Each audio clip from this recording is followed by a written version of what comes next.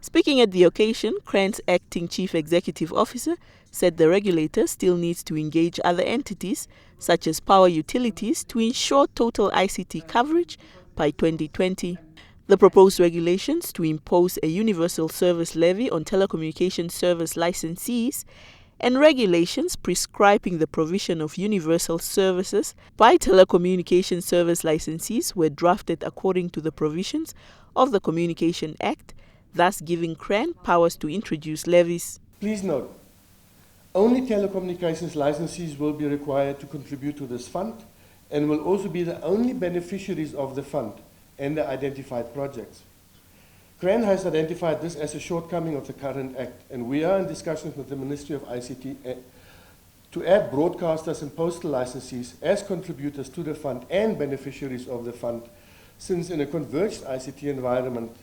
these two industries can and will play an important part to bring universal services to the underserviced rural areas.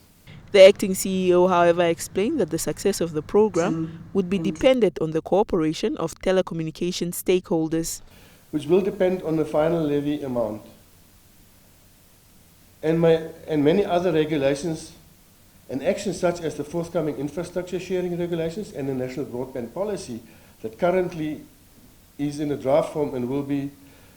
formed, as well as the future spectrum assignment and enforcement and monitoring activities associated with that, as well as the quality of services and type approval regulations that are already in place. The regulation's main aim is to extend information communication technology services beyond economically viable areas due to low population and low income of the community. Salmi Hangula, NBC News, Windhoek.